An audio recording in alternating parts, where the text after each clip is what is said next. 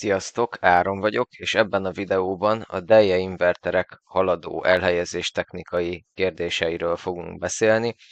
Nyilván ez a tudás nagyon sok más inverterre is általánosan vonatkoztatható, de azért lesz szó teljes specifikus dolgokról is.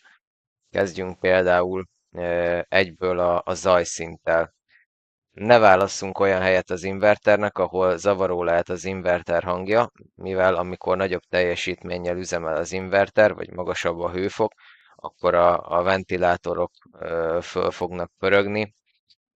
Láthatjuk, hogy itt adatlap szerint ugye maximum 45 decibel. Nem végeztem méréseket, de azért ezt én nem merném lefogadni. Maradjunk annyiba, hogy 40-50 decibel közötti zajt is tud kibocsátani, ami azért mondjuk egy nappaliban egy beszélgetéshez, vagy egy teraszon nem annyira kellemes. Jó, tehát ettől tartózkodjunk. Ne helyezzük el olyan helyiségbe az invertert, ahol kiemelten tűzveszélyes anyagokat is tárolnak, és ne helyezzük olyan helyiségbe, ahol potenciálisan robbanásveszélyes anyagokat is tárolnak, vagy potenciálisan robbanásveszélyes lehet a tér. Ö, Ez nyilván egy alapvetés, mégis azért ezt sokan nem veszik figyelembe. Erre egy jó gyakorlati példa például egy gázkazános gépészeti helység.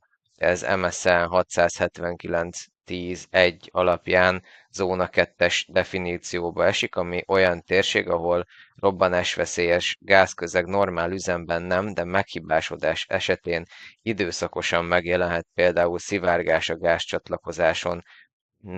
Villamos berendezés csak akkor helyezhető el zóna 2-ben, hogyha robbanás biztos EX kivitelű, legalább a következő védelmekkel nem szikrázó és megerősített biztonságú. Tehát ide nem lehet például elvileg invertert rakni. Nagyon sokszor előfordul, hogy a gépészeti helyiségbe kerül, ezért én nem merném vállalni a felelősséget. Az alól egy kibúvó van, hogyha külön tűzvédelmi mérnökkel leminősítetitek ezt a teret, akkor ő megállapíthatja azt, hogy ez egy jól szellőző tér, és akkor csak a gázcsonkoknak a zártabb környezetét kell gyakorlatilag zóna 2-es térnek tekinteni, és ebben az esetben akkor elhelyezhető az inverter.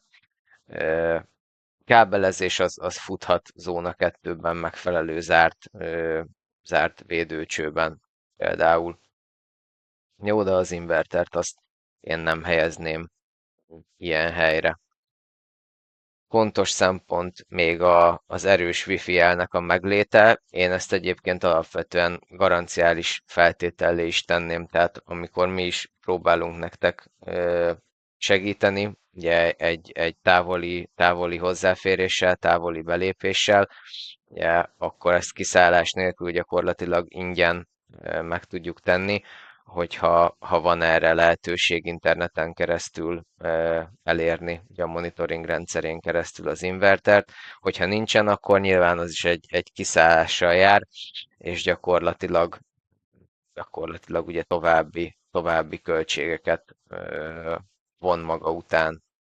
Szintén fontos lehet azt figyelembe venni, hogy milyen akkumulátort fogunk majd később az inverter mellé tenni. Ugye ez kimondottan a low voltage delje invertereknél szokott előfordulni. Előszeretettel teszitek hozzá ezt az SG 5.1 Pro B akkumulátort, ami egyébként egy nagyon jó választás is hozzá, viszont ebbe az esetben azt is figyelembe kell venni, hogy ugye magának az SG akkumulátornak az IP védettsége az csak 20-as, vagyis ugye ez pontosabb úgy mondani, hogy 2.0, már nem szokás, de gyakorlatilag ebből láthatjátok, hogy a második ugye nulla, hogy vízzel szemben semmilyen nemű ellenállása nincsen neki, tehát mindenképpen az akkumulátort majd beltérre fog kelleni helyezni. Hogy jön ez ugye a mostani témánkhoz? Hát úgy, hogy ugye az új, vagy relatíve új, legújabb TVMI szerint gyakorlatilag, akkor ezt most láthatjátok is a képernyőn, az energiatárolóknak a DC vezetékelésére ugyanaz a mm, elvárási szint lett érvényes, mint ami a napelemes DC kábelezésre, tehát gyakorlatilag tűzeseti biztonsági leválasztó kapcsolót, önműködő kapcsolót kell alkalmazni, hogyha az inverter és az energiatároló között a DC nyomvonal az hosszabb, mint 5 méter, vagy abban az esetben is, hogyha nem hosszabb, mint 5 méter, de viszont áthatol valamilyen épületszerkezeten, tehát falon, födémen, gyakorlatilag ebben az esetben is ez az új TVMI 7.6 2024-02-01-től érvényes, de 19-20. oldalán található gyakorlatilag, ezt ajánlom részletesebb tanulmányozásra is.